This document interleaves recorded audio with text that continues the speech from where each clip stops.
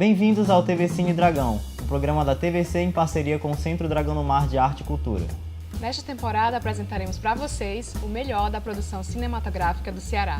A seleção dos longas-metragens, que se deu através de uma convocatória pública, teve como intuito dar ampla visibilidade e estimular debates qualificados sobre o nosso tão rico e diverso cinema cearense. E hoje assistiremos Mãe e Filha, de Petros Cariri. Depois de uma longa separação, uma mãe e uma filha se reencontram no sertão de ruínas e lembranças. Mas o destino da filha impede o sonho da mãe de se tornar avó. E para conversar sobre Mãe e Filha, recebemos hoje o diretor Gil Grão e Clarice, ou alguma coisa sobre nós dois, Petros Cariri. Bem-vindo, Petros. É um prazer te receber aqui no TV Cine. Prazer mesmo. Legal. Petros, para começar a conversa, eu queria que você falasse de como surgiu a sua ideia, né? Eu vi que você, numa entrevista, comentou que veio de um recorte de jornal, que você veio, que era uma história muito parecida. Como é que surgiu? E só complementando a pergunta da Vanessa, esse é o segundo filme de uma chamada Trilogia da Morte, né? Isso. Queria saber como é que ele se encaixa dentro dessa trilogia, que é composta também pelo Grão e por Clarice ou alguma coisa sobre nós dois. A ideia inicial do Mãe e Filha surgiu a partir de uma nota de jornal. Eu estava lendo o jornal, o hábito que eu tenho ainda hoje, né? Jornal, papel. Ainda hoje, né?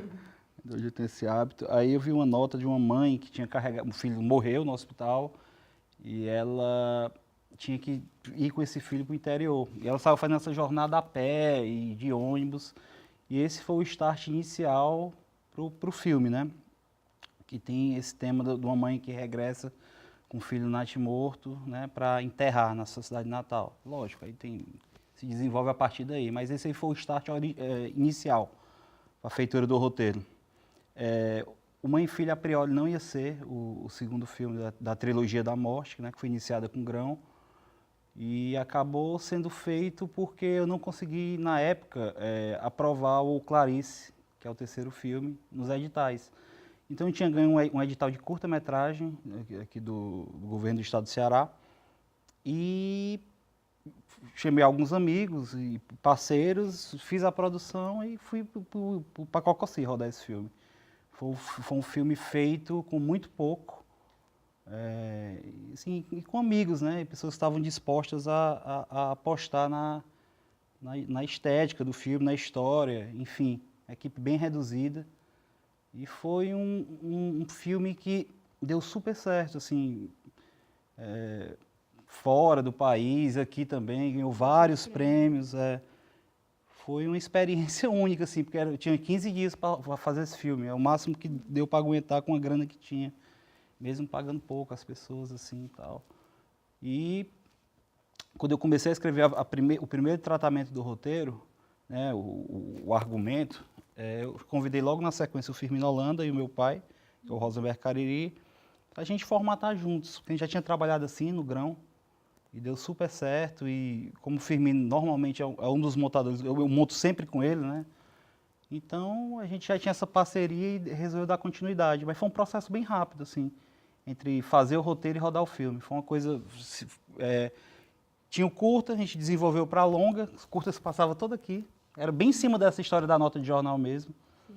E a gente desenvolveu em 2 semanas o roteiro, mais um mês para organizar a produção, desceu, filmou, 2 meses depois estava montado o filme e estava estreando no Cine Ceará.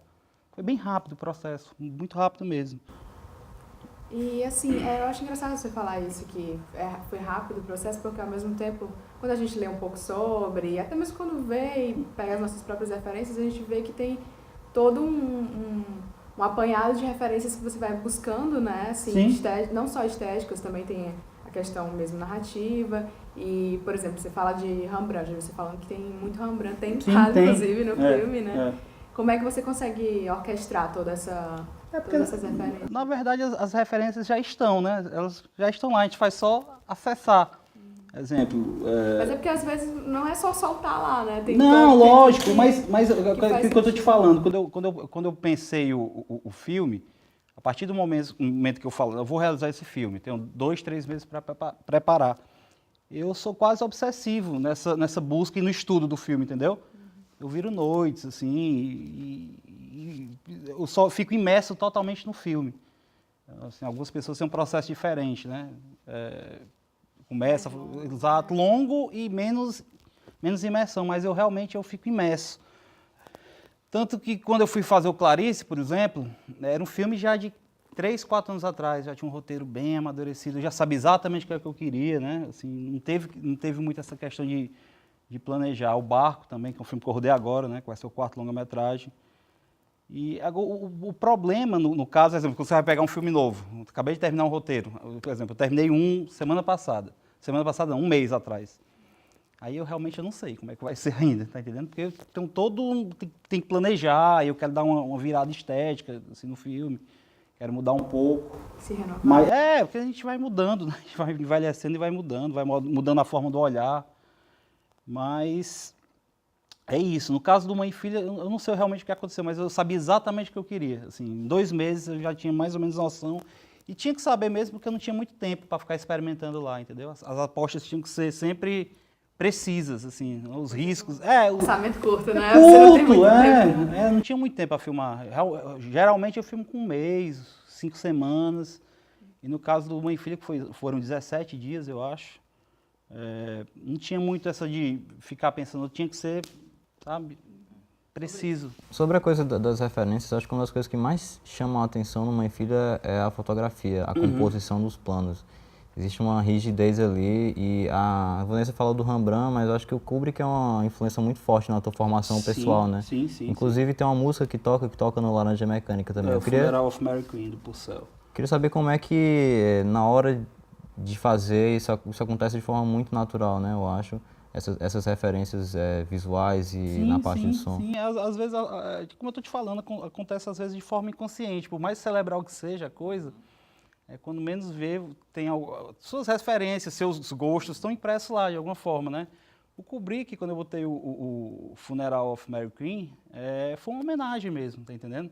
Eu realmente gosto muito assim, da filmografia dele como um todo, assim, em todas as fases. Sou muito fã do Kubrick, como do Tarkovsky também. E ela tá no inconsciente, sabe, do DNA, aquela coisa, porque muitos anos de cinefilia, né, também, né, e as coisas acabam se misturando mesmo, assim, não é uma coisa consciente, assim, tão cerebral ao ponto de ser planejada. Às vezes, quando eu estou fotografando, assim, até estilo mesmo, faço um quadro, isso é uma tela de áudio, tu tá entendendo? Pra ti é muito importante, né? A parte da construção visual da coisa. Realmente, a maioria dos filmes que eu fiz, eles trabalham a mise-en-scène, né? E a construção visual, a atmosfera de som também, né? Lógico, tem a questão do roteiro, mas a parte visual é onde eu consigo me expressar melhor, eu acho, nos filmes, sabe? Essa construção da atmosfera do filme. Inclusive, acho que eu participei de um debate teu há um tempo atrás, na exibição do Mãe e Filha, em que tu falou que tu queria ter feito ele 35mm, assim. Exato, queria. Delírio, né? Queria. Não tinha dinheiro para filmar na 5D, mas eu queria ter feito em 35. Era a ideia, na verdade... Você fez 5D? Fiz 5D, foi um filme feito em 5D. 7D, na verdade. Eu acho que era o lançamento da câmera. Assim. Um amigo meu, cara, tem uma câmera que saiu aí que dá para fazer e tal. Vai salvar nossas vidas. Vai salvar nossas vidas e tal. E foi rodado, assim, para você ver, né? É um filme também fruto da tecnologia de uma época também, porque era essa coisa 7D, eu pré-montava o filme no set, né? Dormia muito pouco lá e a finalização foi num notebook, assim, né? Tinha um Mac grandão, assim, meio que finalizei lá e corrigi colar também. A mixagem não, foi feita em estúdio mesmo e tal. Mas era meio fruto da tecnologia da época, né? Era 2010, 2011, né? Por aí. E só foi possível por conta disso, né? Porque eu me lembro que na época eu cheguei a endossar, filmar em Super 16, mas era totalmente inviável, porque depois tinha ampliação. E eu tinha que correr atrás do edital de finalização, ia ser uma coisa que ia se desdobrar, ia ficar devendo muito. E realmente eu não queria passar por essa angústia, né, de ficar com o filme inacabado e ficar correndo atrás para finalizar, porque eu acho muito angustiante. Assim, até por conta das experiências que me contam, né? Sim, isso é sempre uma coisa bem crítica. Porque, enfim, você perde energia numa coisa de produção que não, sabe, não leva a lugar nenhum, assim. Eu gosto de gastar energia, não, no filme, na estética, É um certo preciosismo, né, de alguma forma. Também. É porque, tipo assim, naquela época, o digital, pelo menos o digital que a gente tinha acesso, estava começando, entendeu? Não tinha. Eu tinha formatos HDV e tal, mas não era uma coisa muito legal, sabe? Não tinha profundidade de campo de 35 que eu queria, né? E a possibilidade de fazer esse filme com 7D me deu a possibilidade de filmar com profundidade de campo, mesmo que o sensor do mesmo tamanho, 35mm. Só tinha uma coisa boa que não, era o codec, né? Que é o suporte filme que gravava, né? Que era muito frágil para corrigir cor. Mas foi um filme que eu fiz graças a isso. Assim, senão não teria outra forma de ter feito. Naquela época, não.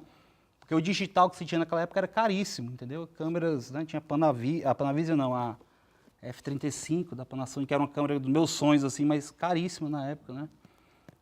Era inviável alugar um equipamento. Era mais fácil fazer em 35 ou Super 16 do que filmar no melhor equipamento digital da época. Né? Então foi uma revolução, realmente. Surgiu essa possibilidade de filmar com uma câmera pequena, com uma certa qualidade e finalizar praticamente em casa o filme. Bom, a conversa está ótima, Pedro. Segura um pouco aí. A gente vai ter que fazer um intervalo rapidinho, mas daqui a pouco a gente volta com o Pedro Scarelli falando sobre mãe e filha.